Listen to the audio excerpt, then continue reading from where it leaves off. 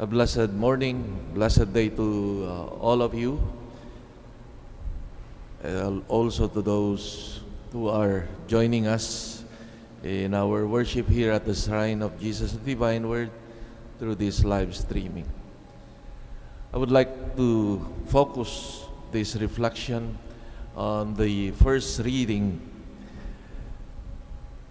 and we start today with this reading and meditation on the first letter of Peter, which according to scholars is a letter written in the name actually of Peter. Not, well, many of the scholars would say that someone wrote either with the inspiration and of Saint Peter, or through the dictation of Saint Peter himself. Well, that's the main contention of scholars of this letter. And this letter is addressed to small groups of Christians scattered throughout the city of Asia Minor and the center, which is the present Turkey. These Christians to whom this letter is addressed were exposed to harassment and hostility of their environment that were suspicious of them, and they were intolerant. And the logic of the Christian faith is that the trials that Christians suffer are like crucible or fire that refines the metal. It needs the crucible. It has to endure this refinement through fire in order to bring out the best quality of the metal. And that is the image in which the author wants to compare the experience of Christian life being tried by persecution, harassment, and intolerance.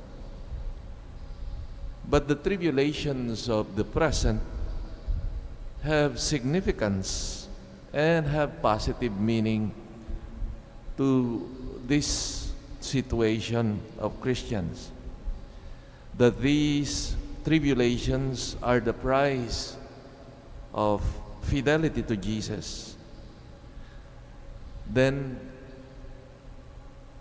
the Beatitudes of the Gospel can be applied also to Christians, because these tribulations are the tests of faith as our adhesion to Christ with love.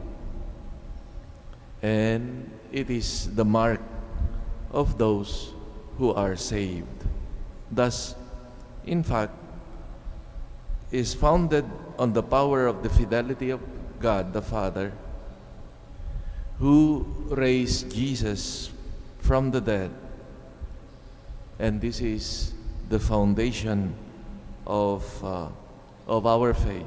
At the same time, this death and resurrection, this victory of Jesus, becomes the foundation also of our Christian hope. A key virtue emphasized by this letter, this first letter of Peter. Through this act of salvation, the Christian is assured of an inheritance of everlasting life.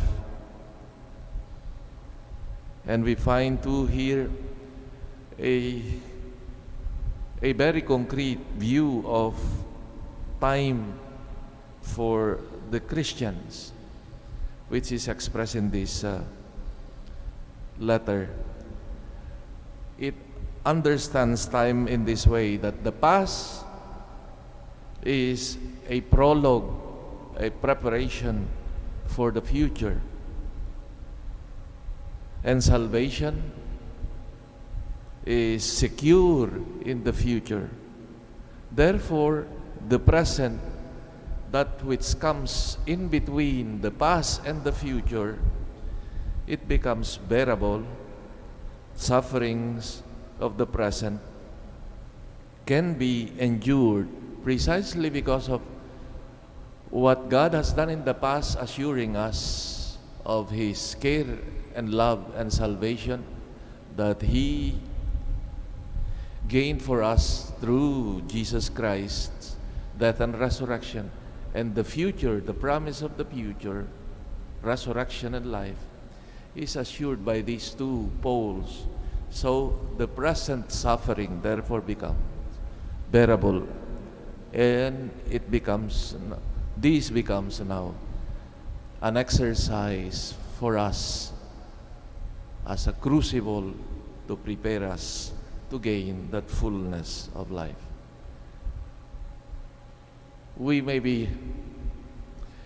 I know that in the present context we have different challenges, sufferings, personal, community, national, world difficulties that we have, that at times, kailan ba matatapos ito? And all those questions of uncertainty, in the face of uncertainties. Yet the Lord is giving us His assurance. He has prepared His work of salvation and has accomplished through Jesus Christ. And He has shown us the fullness of life with Him in heaven. This interim, therefore, is also assured, we are assured of God's care and victory for those who remain faithful to Him.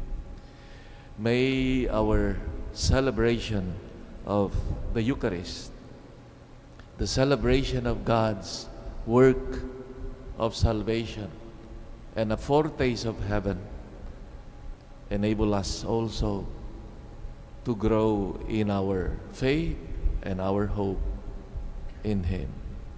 Amen.